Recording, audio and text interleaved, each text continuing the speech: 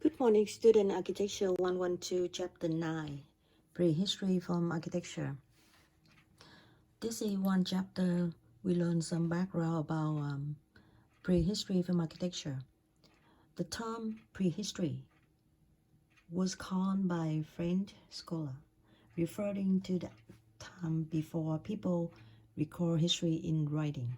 This is the longest period in the past modern man homes patients that last about 400,000 years. Prehistory is not associated with particular place of time. In some area in the Near East, it continued until the 4th millennium BCE, while the Central Americans it lasts until 500 BCE. In Hawaii, it lasts until January 17, 1779, when Captain James Cook arrived to the coast from Hawaii. Due to the lack of breeding documentation, prehistory research is based on the remains, which are used as evidence. Today is a customary to present for prehistory timetable based on division in the region: Africa, South America, Central America, North America, Southwest Asia, Central, Eastern Asia, Australia, surround Europe. So today we will discuss about that. A little bit about Europe. You start from 10,000 BCE, men use cereals, fruits, and marine for resource found in the nature. From 6500 BCE, the village appeared in the southeastern Europe. Men began to grow cereal and domesticate animals. Around 4500 BCE, men began to use copper. After that, 4000 BCE, men began to practice agriculture. In northern Europe, megaliths appeared, not the first time. And after that, 3500 BCE, they began to use the blow of course. 3000 BCE began the wool production and domestication of horse. 2300 BCE, they began to use the reading by mourners. That's the letter they call. 2000 BCE, they began to use the bronze. In 100 BCE, the urban settlement began to the northern Europe. All of the buildings that survived from prehistory time and are considered architectural works were called structure. Homes were built with the less durable materials, mud, bricks, and wood. Religious motive led to the significant achievements throughout the history from architecture, beginning with the prehistory.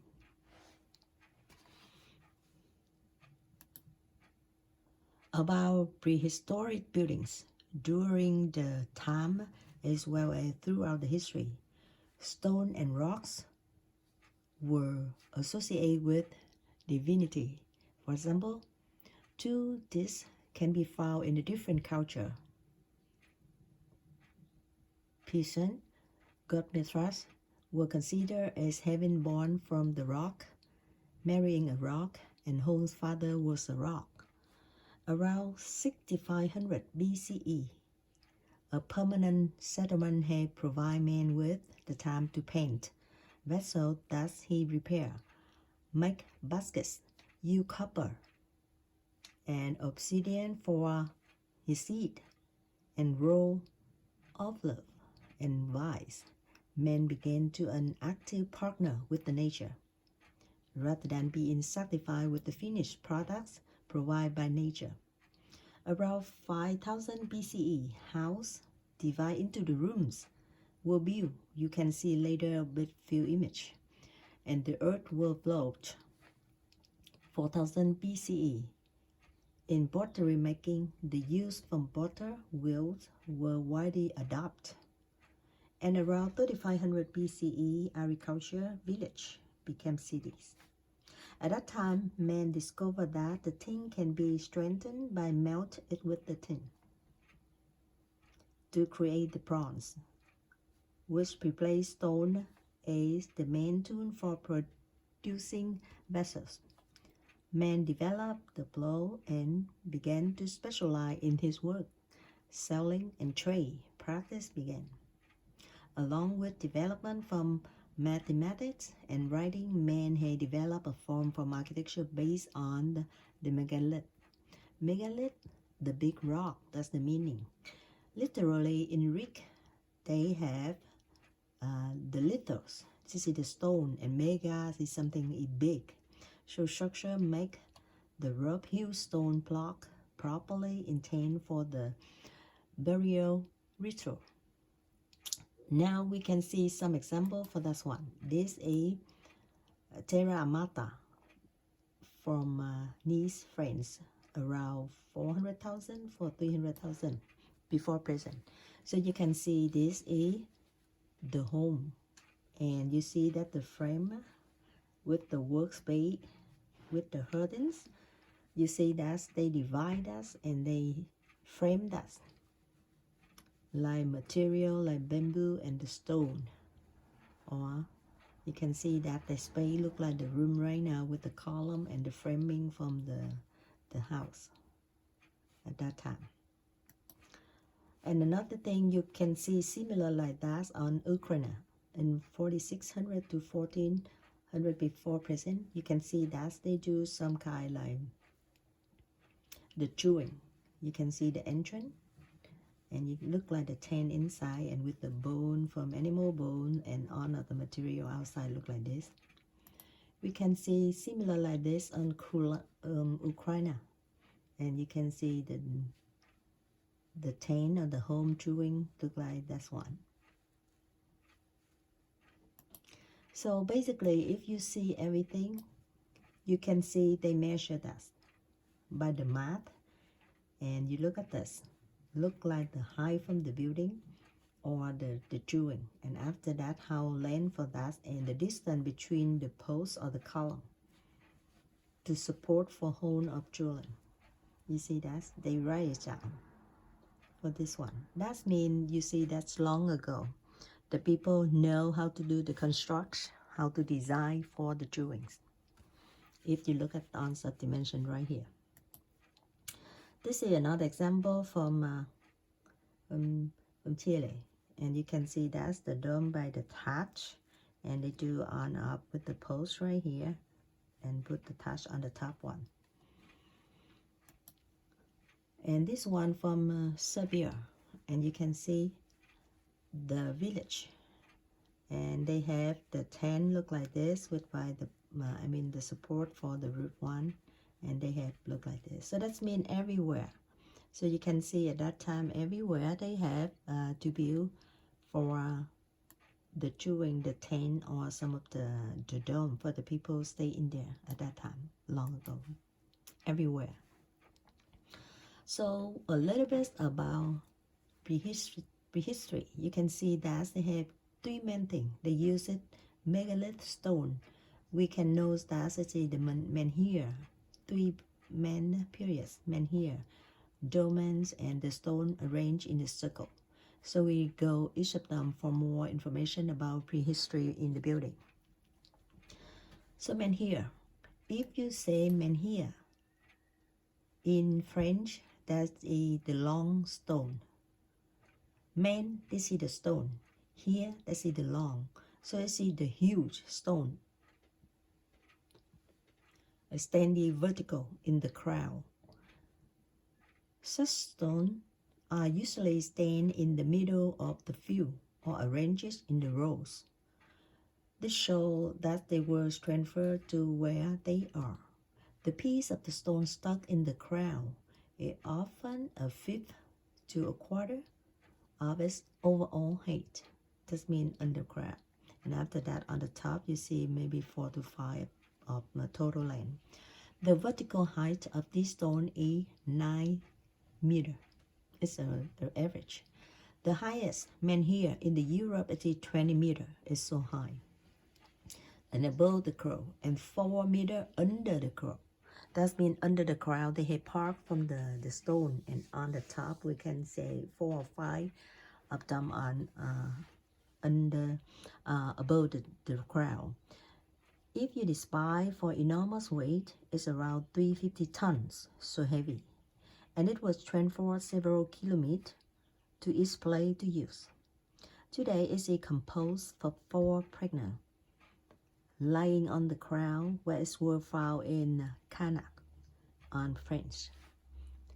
This is one example, so you can see that's a menhir.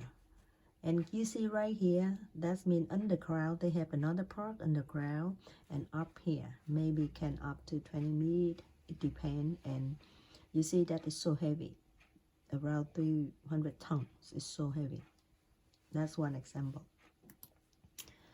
Okay, so many people, researchers, they believe that the broken shortly after being passed is placed that its parts would serve as on the lintels in the domes structure with the 2 vertical stone support for the 3rd stone, a plan which eventually fails. This hypothesis is based on the dome in area whose lintel were made of similar block of stone. The number of megaliths in the canals is the largest in the world. This is the name. The canals is one of they show. The man here is so tallest, largest in the world.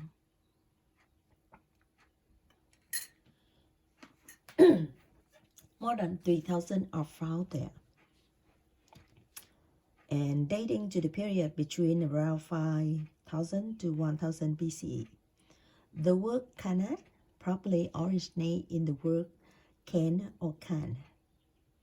That's the English term, and the meaning is the part of the stone used as the landmark in the memorial site to the spiral, a symbol for Mother Earth among the Indians and the North American.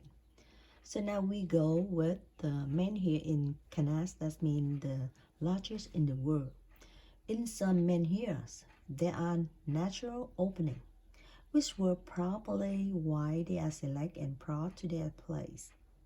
Some of them decorate with the patterns, and the most common are spiral patterns, concentric circle, the U shape, and the zigzag form. According to the researcher hypothesis, these patterns are associated with the worship of the sun and other heavenly elements. We can see one example right here. This can go like this, like the row, and with different side, and the end on the they have a larger side. You can say this is the menhir from Canas in France, Brittany.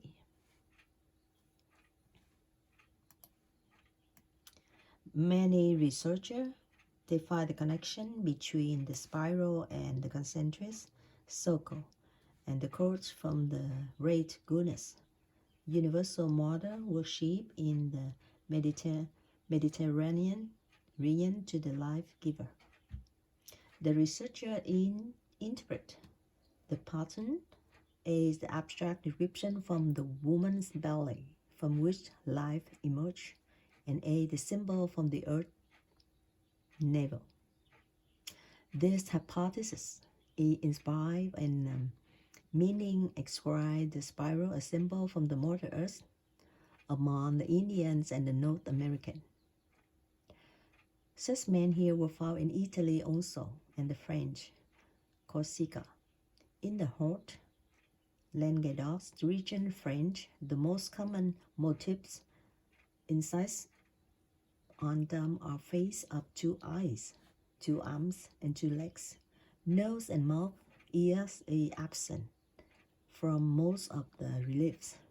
The heights from this stone, dating on 2600 to 1800 BCE, range from 0.8 to 4.5 meters, and the weight ranges around 14 tons.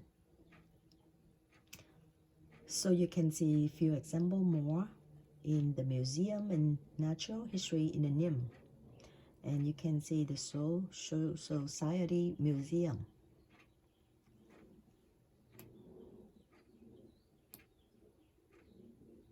Scholars believe that these menhir represent the God and the goodness, whose duty were to protect the living or the dead.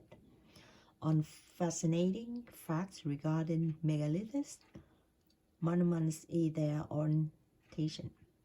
Menhir fields were arranged in parallel lines from east to west and ending in like a circle of the stone.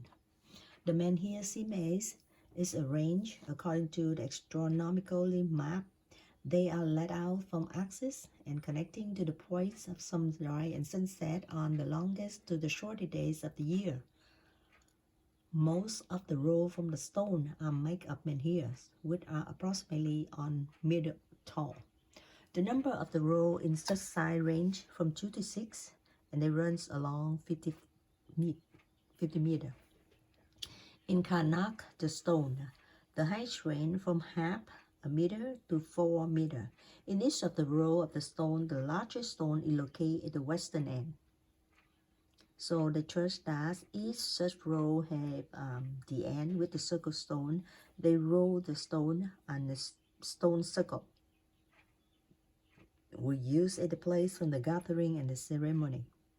Some researchers are trying to decipher the menhir phenomenon. The valid appearance of the moths from them brings some researchers to the conclusion that they are associated with the fertility cult. Some they think that the sun and the moon worship. Others speculate that the menhirs are designated to the specified event to serve for the sundial. The motive for carrying them were probably religious, because this kind from the motive is strong enough to bring people to make such an effort. Some associate with the sun and the moon worship, so they have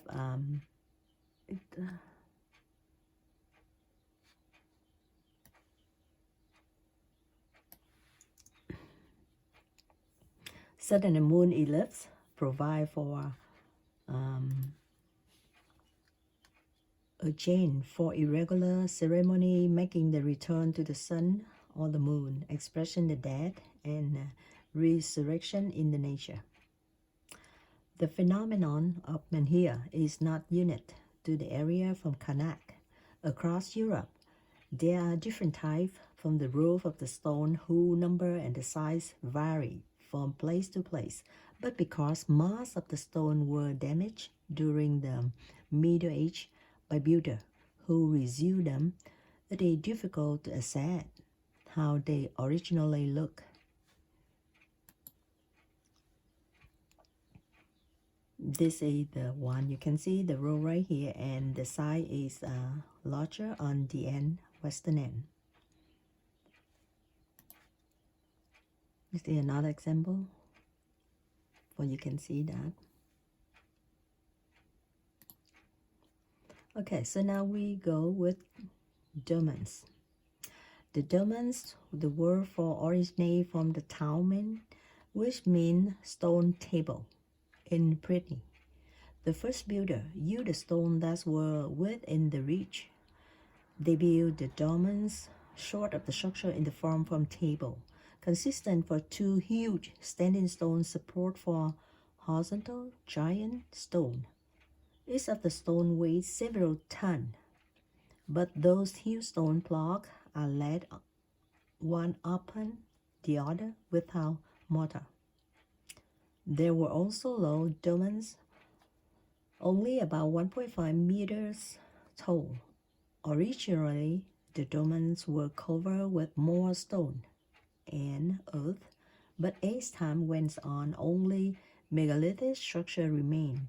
We find dolmens throughout the Western Europe, from Italy to the northwest of Ireland, from southern Spain and Portugal to Denmark and southern Sweden. In Israel, hundreds of them are found in the Golan Heights and many other near Kibbutz Shamir. The dolmens probably serve a grave or as an altar, a table of the gods who were conceived of as giants. There were also found dolmens let out one after another in sequence in the form from reminiscent of the corridor.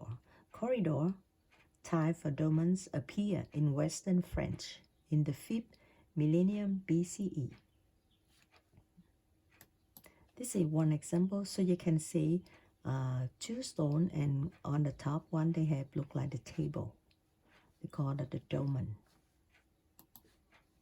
You see that's the vertical one, and support for the horizontal one look like the table.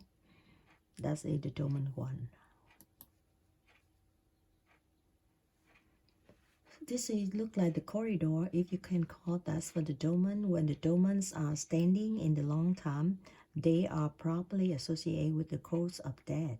Some of the corridor type for dolmens serve a collective graves, which is why some interpret to the tombstone.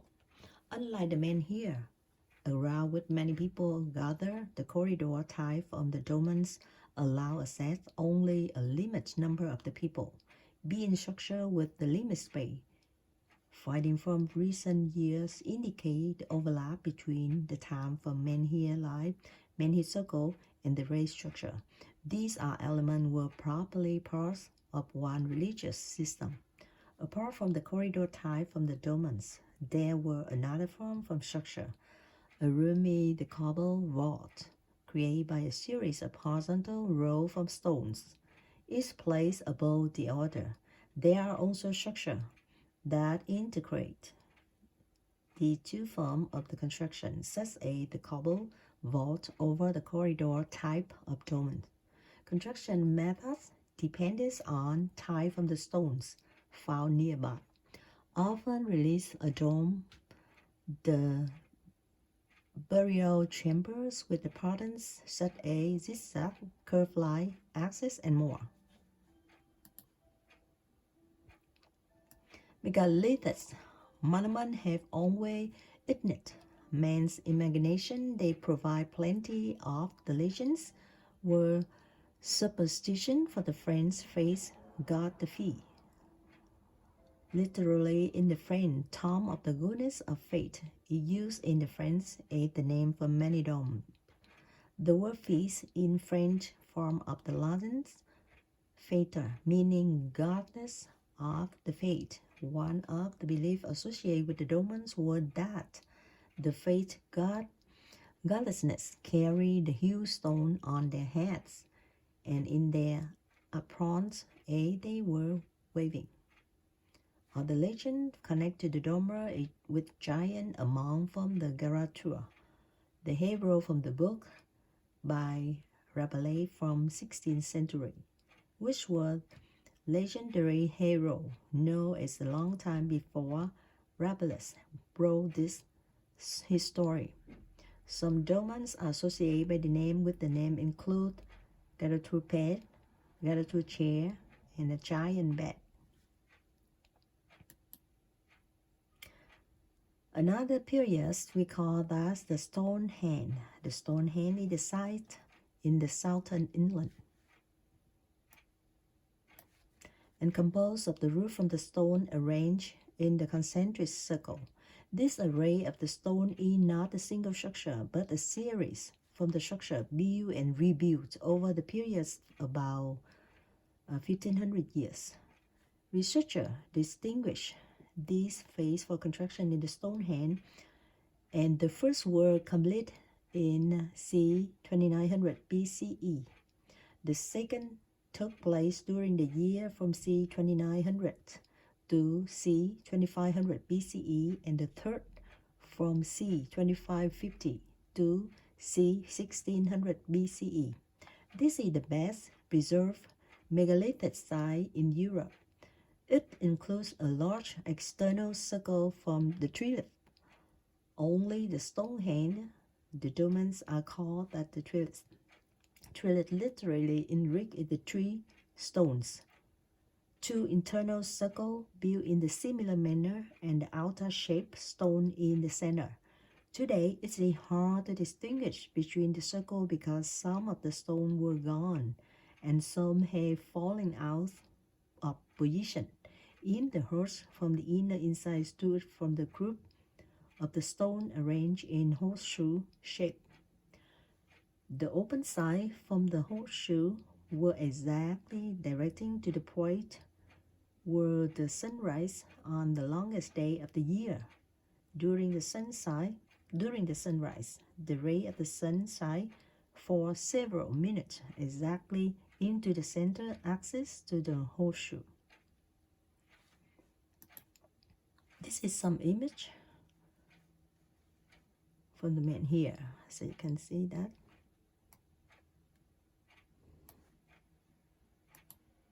The Stonehenge.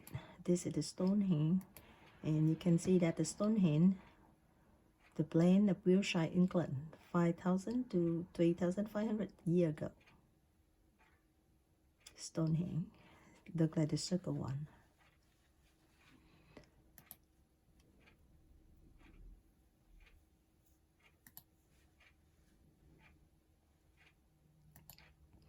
Okay, so the round shape repeat in the Stonehenge, example from Universal, reference to the celestial event in the prehistory from architecture. Bodies that are visible in the sky are round, and according to many cosmological theories, from earliest time to the sun and the star emerge from Earth and return to the Earth every day.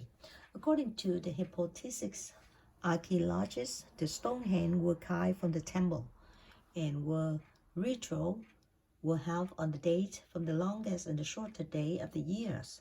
The relationship between the form from the structure and the movement from the sun in the sky made it easier than for the priest to identify the time when the ritual associated with the change from the season would be held.